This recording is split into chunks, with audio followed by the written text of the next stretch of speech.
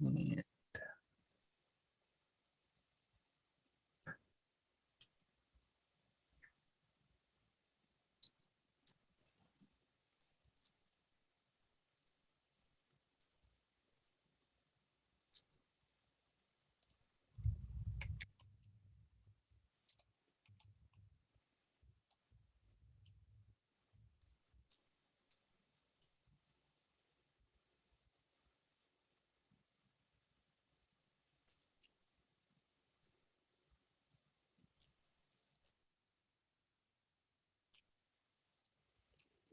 Okay, so once the clock rolls over, we are all ready to go. Thank you. That's perfect. Hi, Aaron.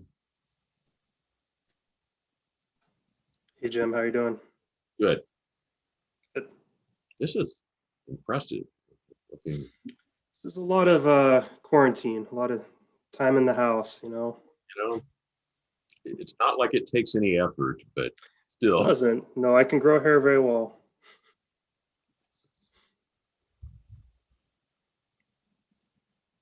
I just realized I was muted, but I made a joke that this is also quarantine. It's not true. Mine either. It just always looks like that. Yeah. Well, it is 5:30. It's May 26, 2021. My name is Jim Brewer. I'm the hearings officer for the city of Salem.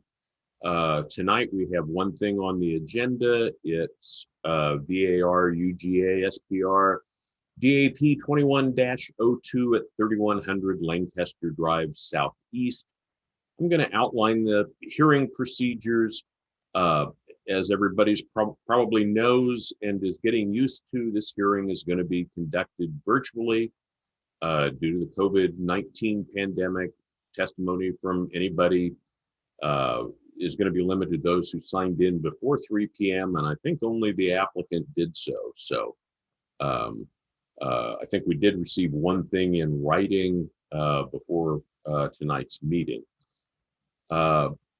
Tonight's proceedings are going to be a staff report to be presented by Aaron Penko, an applicant's presentation, and I'd ask you to limit that to 15 minutes. Doesn't look like we'll have a neighborhood report or any other testimony, so I won't go through the time limits for those. That means that there won't really be any opportunity for rebuttal by the applicant. I may have questions and we may have that conversation if that's something that comes up. But once we're done with testimony, I'll close the public hearing. This is a time when I need to remind at least the applicant that people testifying can ask for a continuance to address additional documents or evidence. If you're going to make this request, just go ahead and do so during your testimony and I'll determine whether a continuance is warranted. People testifying can ask to have the record remain open for 7 additional days to submit additional written evidence. Again, that's something that you'd like to do, just do it during your testimony. I need to direct everyone's attention to the applicable criteria found in the notice. There are several subcomponents to this particular application. The testimony and evidence for the public hearing should be directed towards these criteria. For variances, SRC Chapter 245-005 sub D states that an application for a variance shall be granted if all of the following criteria are met. There is an unreasonable hardship or practical difficulty created by physical characteristics of the land. 2, the variance will not result in adverse effects that are unreasonably detrimental to the public health, safety, and welfare or to property or improvements in the vicinity. The Urban Growth Preliminary Declaration SRC 200.020 states that prior to subdivision plat approval for a residential or commercial subdivision or application for a building permit for any development where no subdivision is contemplated, a developer must first obtain an urban growth preliminary declaration if the development is within the urban growth area or is within the urban service area, but precedes city construction of required facilities that are shown in adopted capital improvement plan, public facilities plan, or comparable plan for the area of the development. In this case, it looks like the ones that would be relevant would be SRC 200.055, standards for street improvements, SRC 200.060 standards for sewer improvements, SRC 200.065 standards for storm drainage improvements, SRC 200.070 standards for water improvements, and SRC 200.075 standards for park sites. We also have a Class 3 site plan review, and pursuant to SRC 200.005 sub F sub 3, an application for a Class 3 site plan review shall be granted if A, the application meets all the applicable standards of the UDC, and B, the transportation system provides for the safe, orderly, and efficient circulation of traffic into and out of the proposed development, and negative impacts to the transportation system are mitigated adequately. C, parking areas and driveways are designed to facilitate safe and efficient movement of vehicles, bicycles, and pedestrians. And D, the proposed development will be adequately served with city water, sewer, stormwater facilities, and other utilities appropriate to the nature of the development. And then I think finally we have a driveway approach permit approval. SRC 804.025 sub B states that a Class 2 driveway approach permit shall be granted if 1, the proposed driveway approach meets the standards of this chapter and the Public Works design standards. 2, no site conditions prevent placing the driveway approach in the requested location. 3, the number of driveway approaches onto an arterial are minimized. 4, the proposed driveway approach, where possible, A, is shared with an adjacent property, or B, takes access from the lowest classification of street abutting the property. 5, the proposed driveway approach meets the vision clearance standard. 6, the proposed driveway approach does not create traffic hazards and provides for safe turning movements and access. 7, the proposed driveway approach does not result in significant adverse impacts to the vicinity. 8, the proposed driveway approach minimizes impact to the functionality of adjacent streets and intersections. And 9, the proposed driveway approach balances the adverse impacts to residentially zoned property and functionality of adjacent streets. This one I need to remind the applicant that failure to raise an issue accompanied by statements or evidence sufficient to afford the city or other parties the opportunities to respond to the issue precludes appeal to the State Land Use Board of Appeals based on that issue. Failure of the applicant to raise constitutional or other issues related to proposed conditions of approval with sufficient specificity to allow the local government or its designee to respond to the issue precludes an action for damages in circuit court. So we're at the hearing. This is the time and place to raise anything. If you don't raise those matters, you may not be able to do so in the future. I'm going to ask if there are any objections on jurisdictional grounds on the holding of this hearing, which really means this isn't the sort of thing that should be decided by the hearings officer. Not seeing anybody popping up on the screen. This is VAR-UGA-SPR-DAP 21-02, Variance Urban Growth Area Preliminary Declaration, Class 3 Site Plan Review, Class 2 Driveway Approach Permit, case number. This is at 3100 block of Lancaster Drive Southeast. Could we have the staff report? Thank you, Jim. Can you hear me okay? Absolutely, you're coming in loud and clear. All right, and I'm sharing my screen here. Hopefully you can see that as well. And thanks, I appreciate not having to read that criteria like you always do before these hearings. My name is Aaron Panko with the City of Salem Community Development Department, and this is a case for a variance urban growth area preliminary declaration, site plan review, and driveway approach permit for a property at the 3100 block of Lancaster Drive. I'd like to enter into the record the staff report, including its attachments, and I believe you also have in the record a piece of testimony that was received just before the hearing today. I'd like to make sure that's in the record as well. Yeah, let me get that person's name so we put that on the record too. That was, Tito Flores, I think. Correct. So yes, I have that, and that email, your report, and the presentation will all be entered into the record. Thank you. Thank you. This is a vicinity map for the subject property. The property is approximately 3.13 acres in size.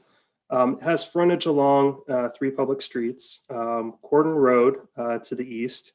It's mislabeled here as Kubler, but the change between Kubler and Cordon does occur here at this intersection here. So They have frontage along Cordon Road, which is designated as a parkway. They have frontage along Lancaster Drive to the south, which is designated as a major arterial. And then a local street frontage, Saddle Club Street Southeast, here to the west. This is a zoning map for the property. The IC designation is industrial commercial for the property. Across Cordon and Kubler is property that's in the EC zone, employment center.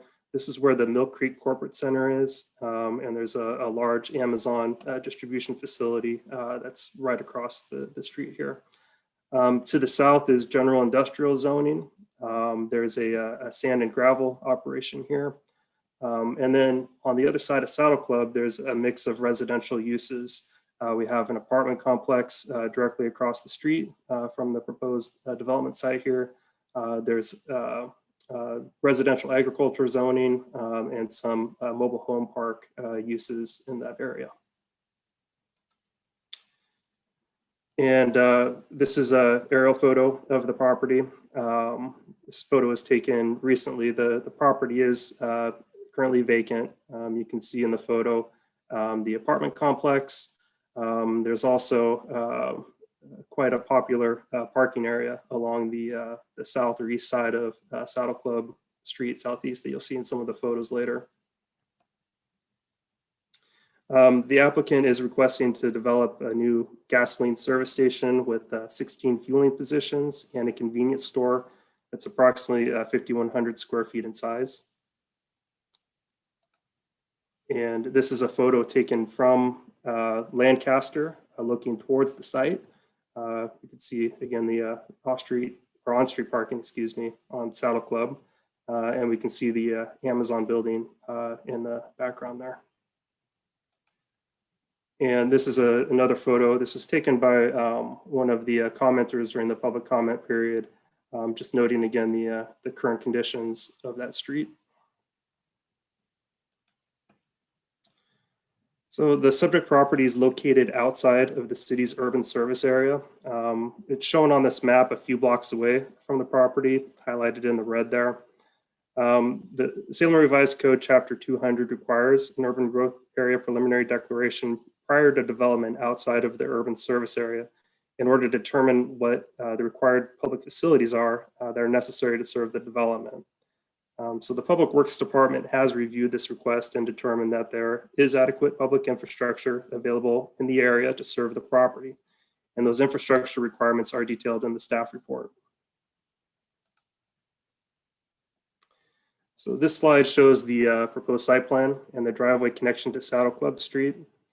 The proposal includes construction of a convenience store and gasoline service station with a future development, including an expansion of the retail area, a coffee kiosk, and a car wash. The site plan was reviewed for conformance with the requirements of the zoning code, as well as the conditions of approval from a previous zone change.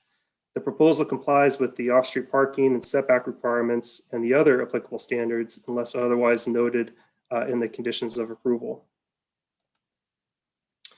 As conditioned, the applicant is required to provide an interim sidewalk along the southern portion of the Cordon Road frontage that's shown on the slide here. The pedestrian access standards in Chapter 800 require sidewalk connections between the building entrance and each abutting street. So as conditioned, the applicant shall provide an extension of the sidewalk on the private property here to connect to that interim sidewalk on Cordon Road. In addition, at the time of building permit, the applicant needs to demonstrate that the pedestrian pathways comply with our development standards for surfacing and lighting that are from Chapter 800. So condition 8 from a comprehensive plan change and zone change case number 93-01 requires the applicant to provide a 6-foot high side obscuring fence or wall along the full frontage of Saddle Club Saddle Club Street Southeast, exclusive of the vision clearance areas. From the property line adjacent to the street, or 10 feet back from the property line adjacent to the street. So the green line on the site plan approximates where that fence would be required. The applicant is requesting a variance to eliminate this condition of approval. The variance approval criteria require that the applicant identify an unreasonable hardship or practical difficulty created by the physical characteristics of the land. The applicant has provided a statement, and the complete response by staff can be found in the staff report. In summary, staff found that the requirement for the fence does not result in the hardships identified by the applicant. And further, the hardships identified are not directly created by the physical conditions of the land. The applicant also did not address the potential adverse effects that may be unreasonably detrimental to public health, safety, and the welfare, or to property or improvements in the vicinity. So the purpose of that condition from the 1993 zone change requiring fencing was to protect that abutting residential use, those uses to the west of the property from more intensive uses that would be permitted under this current zoning designation, industrial commercial, because more intense uses could be found here than would be permitted under that old PH, Public and Private Health Services zoning.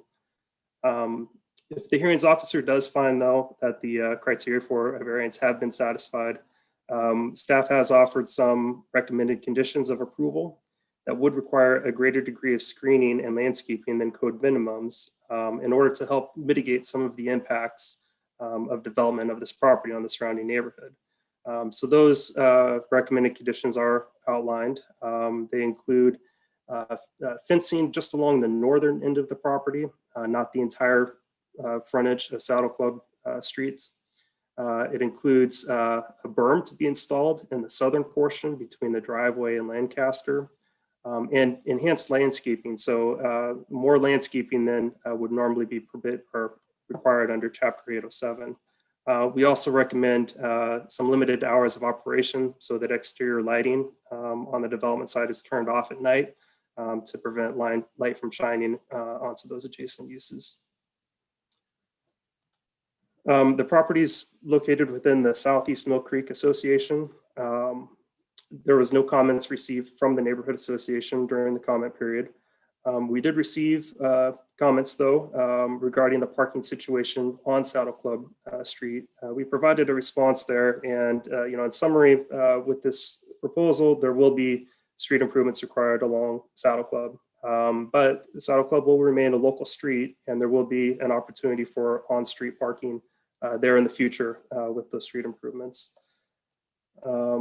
And then staff recommends that the hearings officer approve the urban growth area preliminary declaration, Class 3 site plan review, and the Class 2 driveway approach permit, subject to the recommended conditions. And staff recommends that the hearings officer deny the variance request to eliminate the requirement for the 6-foot tall fence along Saddle Club. Thank you. Thank you. That was very concise. I don't have questions. I was able to follow all of that in the staff report very easily. I know you'll hang around in case I do have questions after the applicant has visited with us. So thank you. Would the applicant like to make a presentation?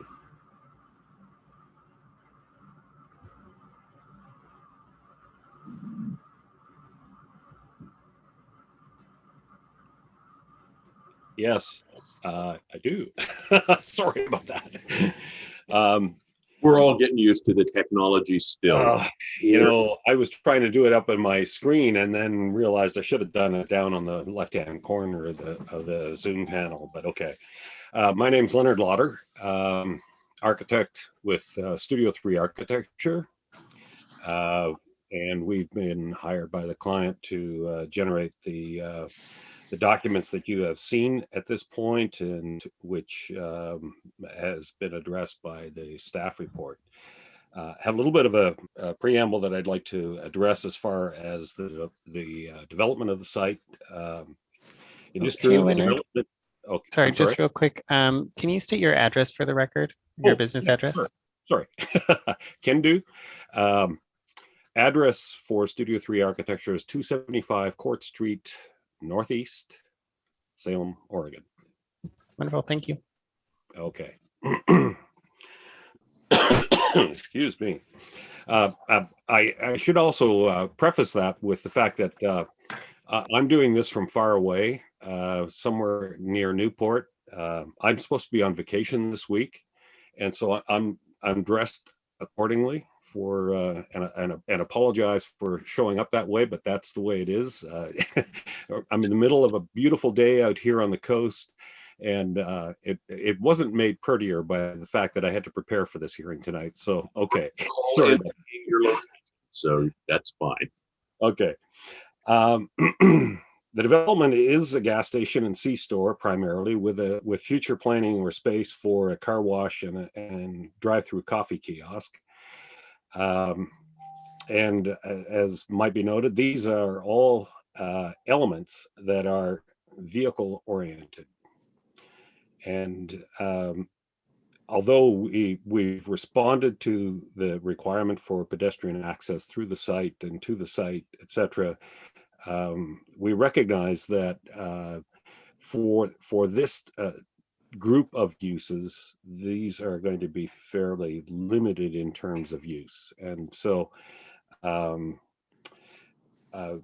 we wanted to go through at least and address each of the conditions that we feel that are onerous and would like relief from now that they've been raised. And then also a deal with the question of the variance regarding the fence. Ideally, and you know, through pre-app and other discussions with the city, we were unable to get this.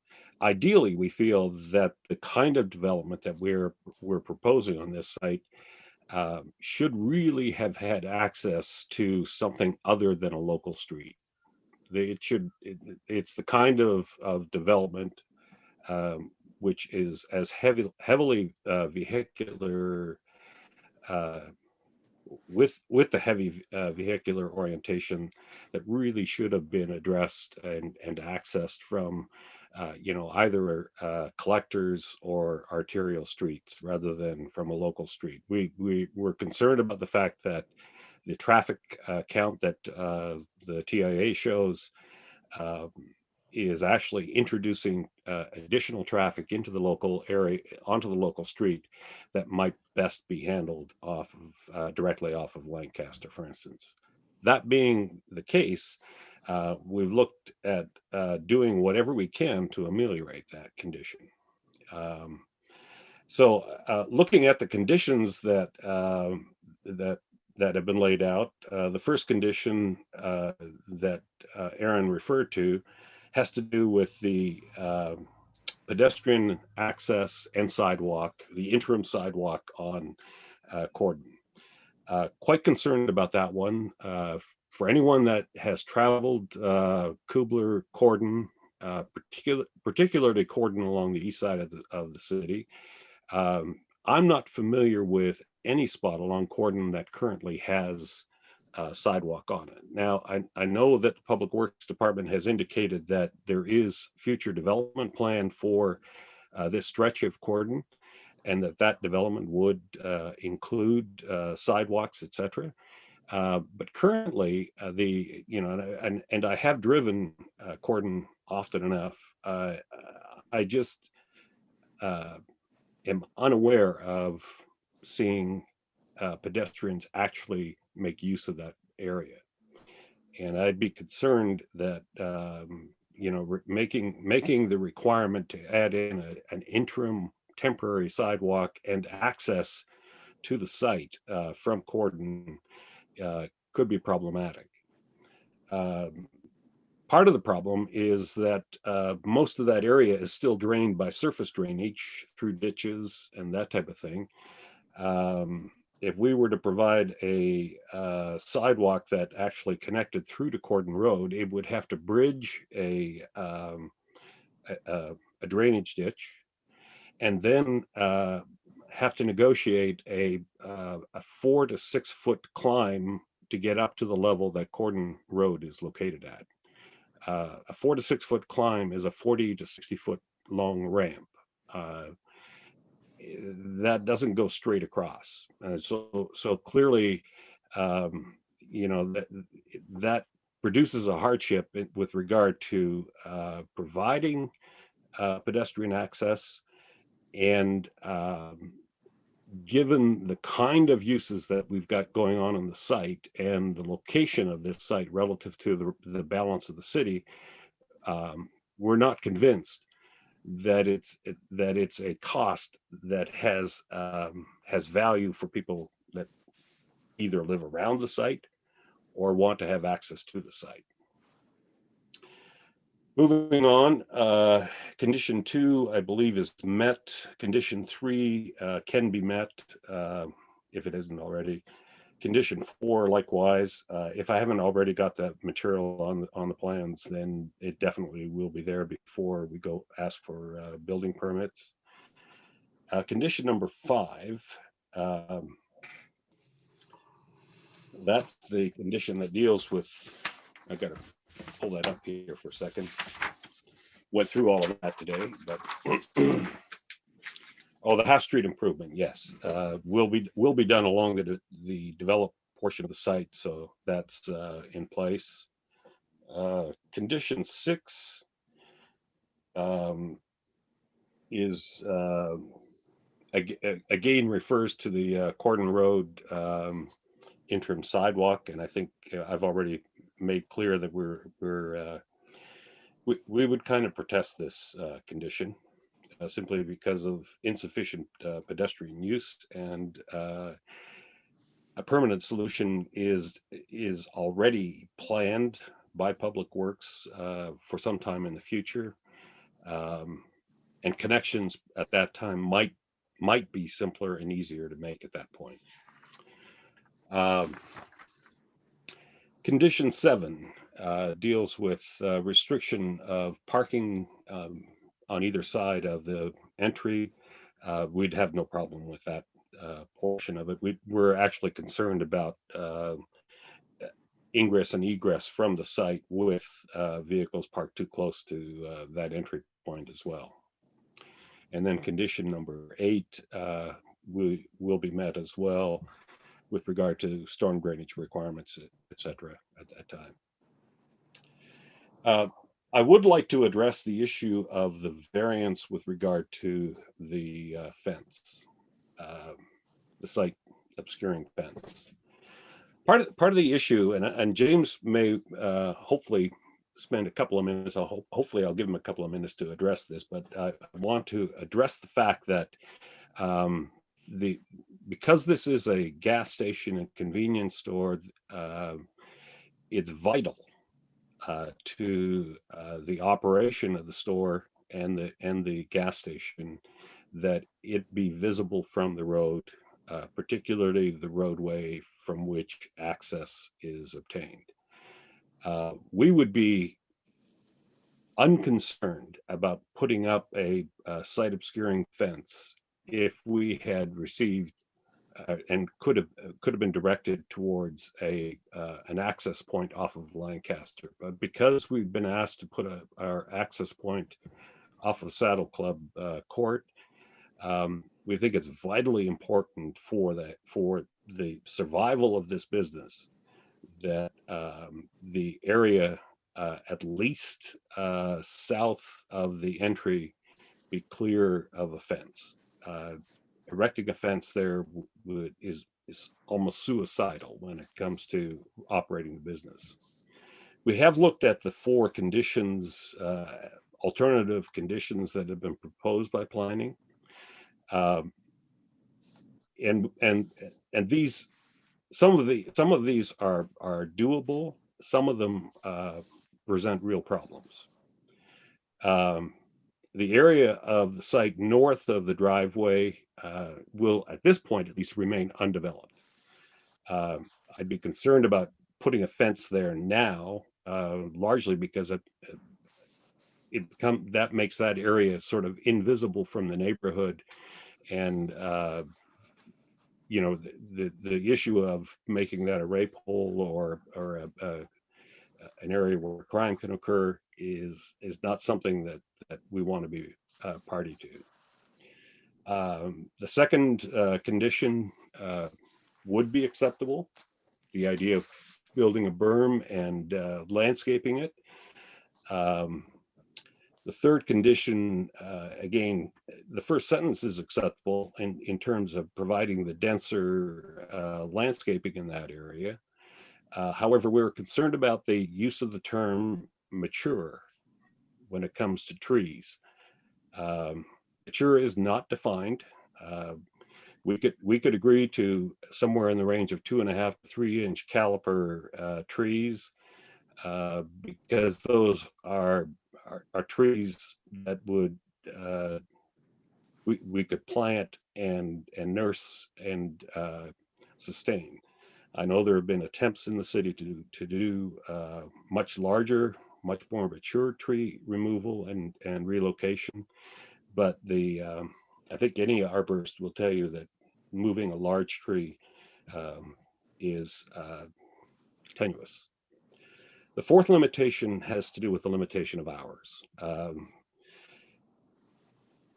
I'll let James speak to that, but my sense is that limiting it to a 16-hour operation is not the kind of business plan that was envisioned or would function properly here, particularly when we're in a zone where we've got adjacent properties and adjacent uses that have a 24-hour operation.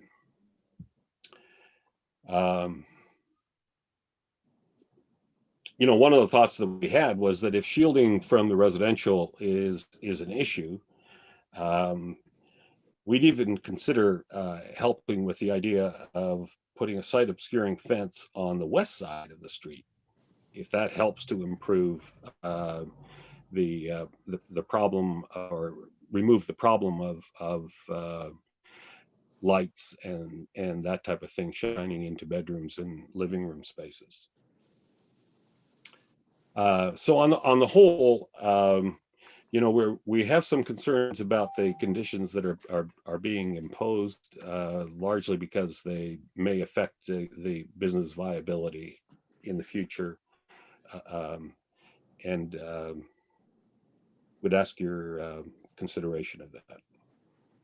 I don't know if James, if you wanted to add anything to that, I'm going to mute myself and let you go for it. Okay, I will keep this very brief and try to keep it within whatever time that I have left. Just to follow up with Leonard's presentation on the Cordon Road access, as Leonard said, the contour of the land there creates some significant hardships in doing that. The practicality of that as well too, given that there is plans within the city for future development along that. We don't know where those elevations are going to land, how those elevations will land within that area, which create a whole nother subset of practical issues for us, given the elevation changes along that side of the road. As Leonard mentioned, it's basically a 55-mile-an-hour zone over there, so pedestrian traffic isn't going to be that significant. And the only pedestrian traffic that would be created on this road would be in the subset of sidewalk that we're being asked to build to create access to our site from that road, when there is already pedestrian access on the Lancaster side where there's existing sidewalk and existing pedestrian traffic on that area as well. So I think it has zero adverse effects on the public, but I think there is, as shown here, significant hardship on our side with having to produce that section of sidewalk there and then trying to create a ramp that would go down to our site to be able to make it ADA compliant and safe for pedestrians to come in, when we already have 2 other access points that are far safer and better for them in that area. In regards to the question on the variance for the 6-foot tall, it's well settled within the fuel industry. Some of the things that that attract customers to sites, allows customers to feel comfortable on the site, makes them better customers as well throughout, are obviously lighting, security, and safety. When customers walk onto a site or drive onto a site, as 99.9% of the time they drive onto the site, they want to know that the site is open, that it looks secure, that it feels secure. By putting a 6-foot obstructing fence, we are creating a hardship on the business that way.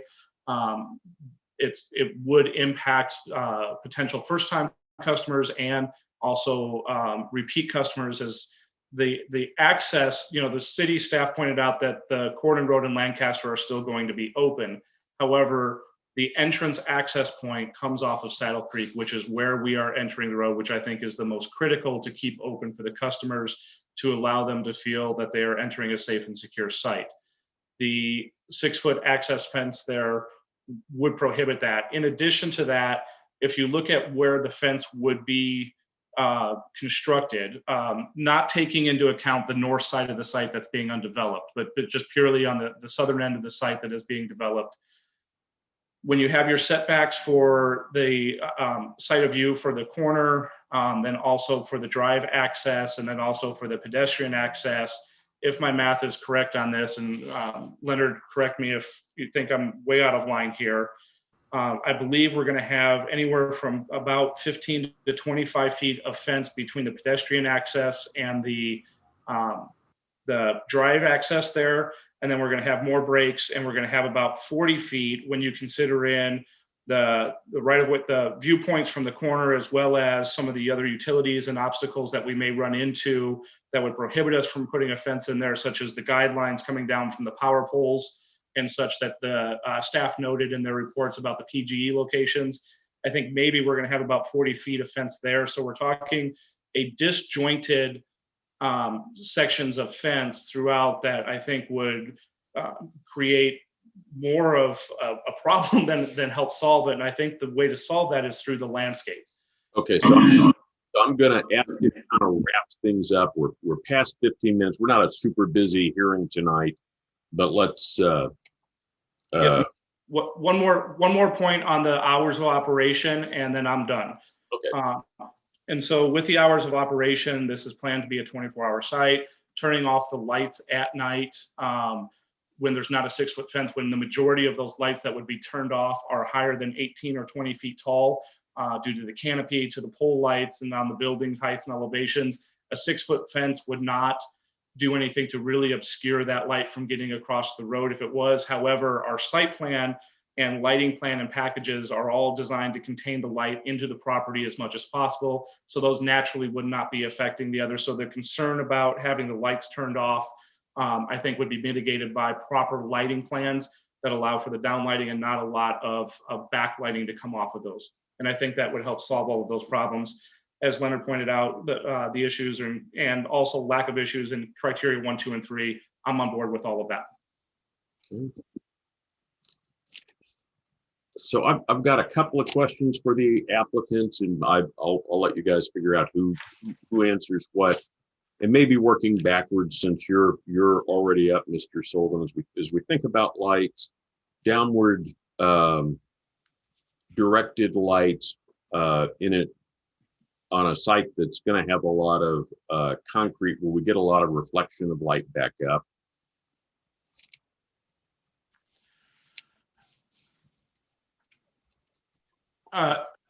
Leonard. Yeah, actually, the concrete paving typically occurs under the gas canopy itself.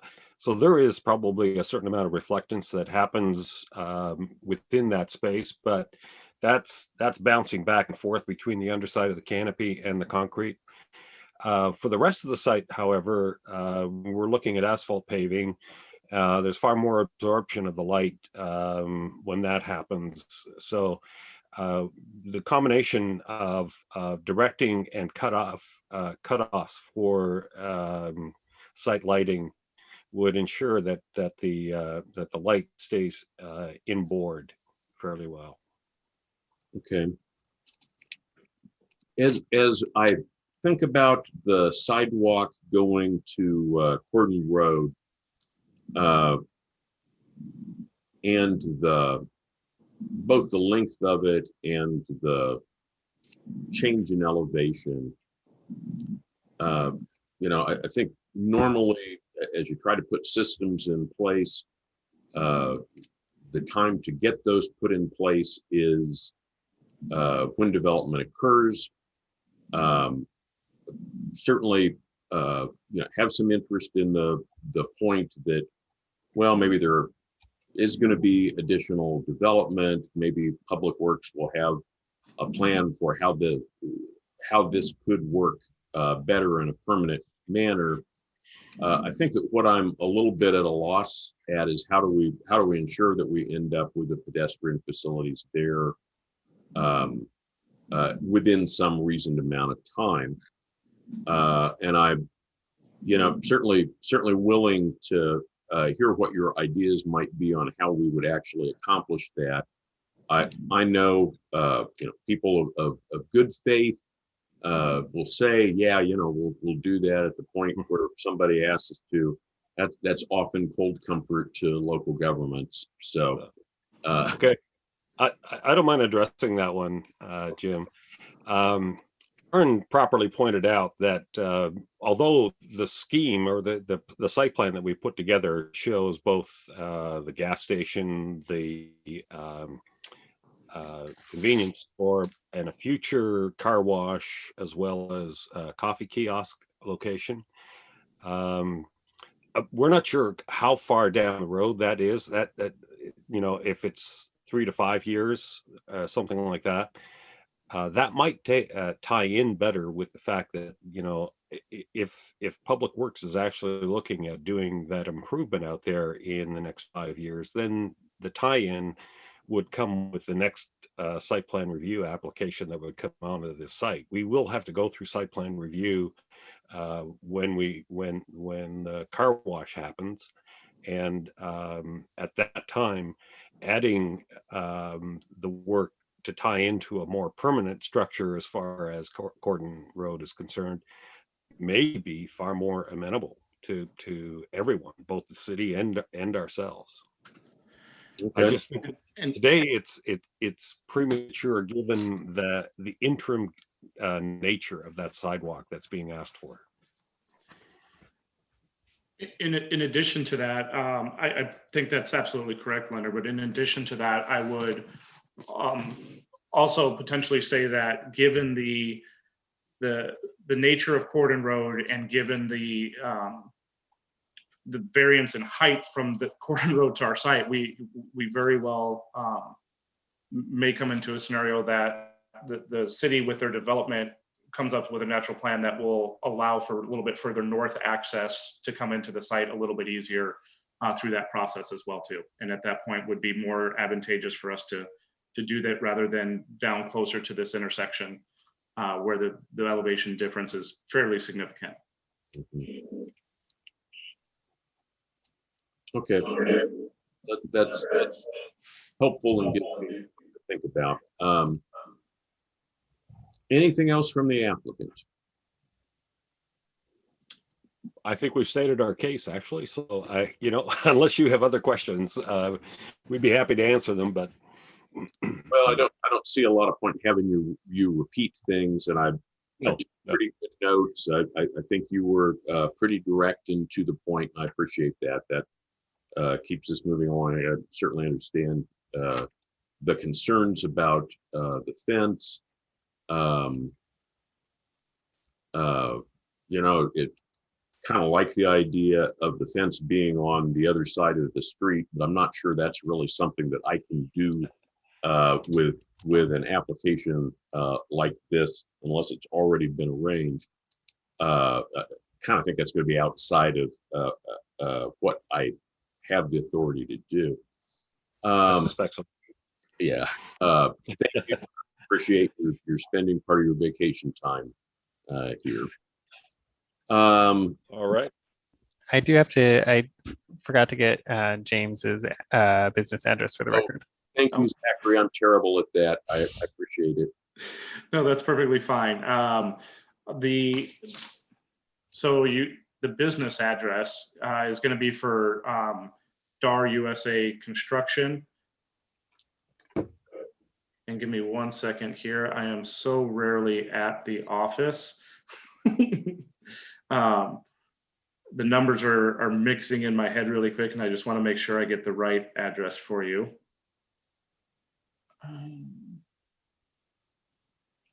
2972 Mountain Vernon Road in Albany, Oregon. Thank you. Thank you.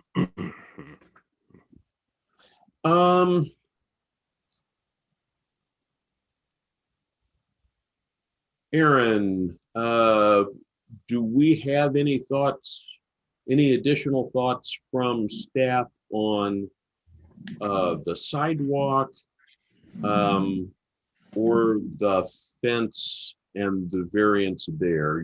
You heard some things too.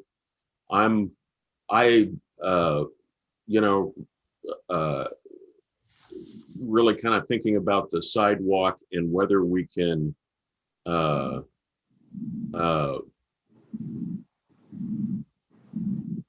address maybe timing of when it would go in.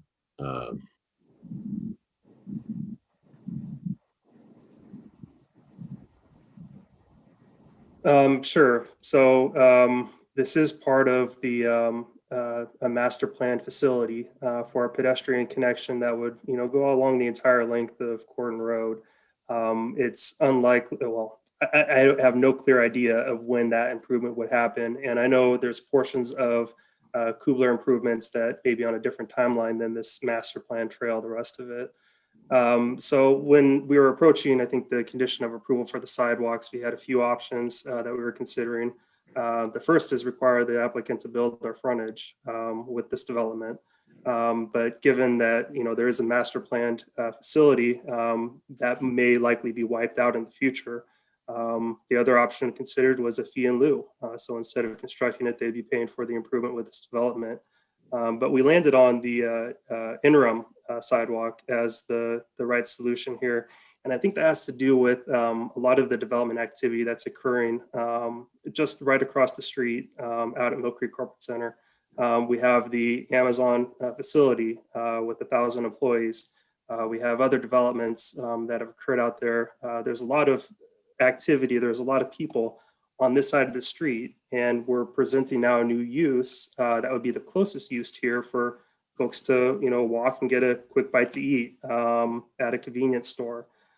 So we feel like with the addition of this use here, we might see some more pedestrian activity here, and the closest route possible would be through that existing pedestrian crossing on Corden right up to the convenience store here. Feel like human nature is to go the path of least resistance, and that would be the likely route there. So I think we have about 170 feet. I'm not sure that Public Works looked, their engineers looked at all the details of the topography issues, ditches, and all of that. But we would be working with the applicant at the time of building permit to make sure that we have a facility that meets our requirements for slope, maintains the drainage and all that. If there's truly a hardship there, we may be able to figure out another alternative. Maybe that's with a modification to their plans. But that's kind of the thought behind the sidewalk issue.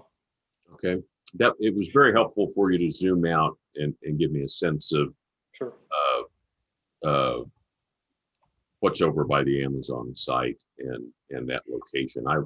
I was thinking, pedestrian access from the other side of Saddle Club Road certainly looks like that's going to be very important, and that there would be customers headed to the convenience store from there on foot. So helpful to keep in mind that very large parking lot over there.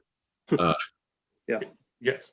Now, if I may, there is, so at that access point where you're coming across the road there at Lancaster, where you're crossing, there is another access point, pedestrian crossway going to the building off of Lancaster that is part of the proposed plan as well. So the Corden Road access would actually probably be the less likely that they would take. The most likely route would be to come straight across and come on the Lancaster access into the store as the most direct route. I would also add that I wouldn't be averse to looking at realigning that so that it actually comes, closer to coming out near the intersection of Lancaster and Corden, where I believe grades will work out a little better in terms of getting pedestrian access from that corner towards the facilities on the site. Okay, well, I want to be careful that, remember, we're in this kind of public hearing process. So it's a challenge to have people dropping in and dropping out. Sorry without about that. being recognized. Fine. We're all kind of working a little less formally than we might normally do. Understand the points that you're making, and I'm not. We're probably not at a point here where we can redesign the site plan on the go here, but I do appreciate the points that you're making. If there's some alternates there, I really wanted to give Aaron the opportunity to kind of keep me in mind how staff has looked at these things. So that's really where I'd kind of like to be right now. Let's talk a little bit then, Aaron, about the alternate conditions with the berm and enhanced landscaping. And I certainly get the understand the recommendation on the variance, and I see the alternate conditions there. So let's do you want to expand any on your thoughts there, or do you think we've talked about that enough? Well, sure. So the approach here was, I think we recognize the argument that the applicant is making. Lancaster Drive is not a street that our traffic engineers would approve driveway access for. It has to come off of the local street. So that does in itself present a little bit of a challenge for the site here, because traffic is going to be going down this local street. So we do understand the argument that the applicant is making. But our approach, again, on this is to look at that zone change from 1993. And really the purpose behind that is to screen those existing residential uses from more intense uses that could be developed on the site. A convenience store and a gas station were not permitted uses in the public health zoning that the property previously was. So again, we were trying to come up with some ideas for, how can we address the applicant's concerns with visibility for the traffic that's coming in off of Lancaster and Saddle Club, but still retain that original intent. So we didn't adjust anything on the fence requirement for the northern portion of the property. We kept that as was stated in the original zone change decision. And we have some enhanced landscape options here that, without the fence, some additional landscaping, a berm, would create a little bit more buffer than just the typical landscape requirements of the code. Leonard did mention, our condition, we have a mention of mature trees in there. So that language does come from Chapter 807. And these are different options. So if by chance, the applicant had an existing tree within that area, they might get higher number of plant units there.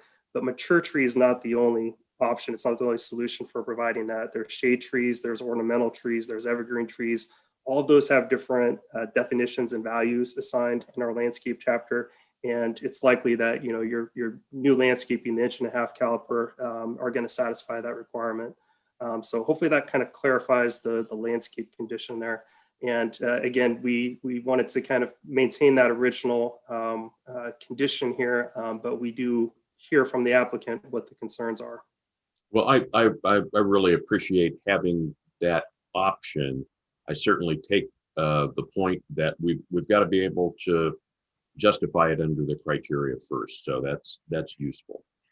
So with that,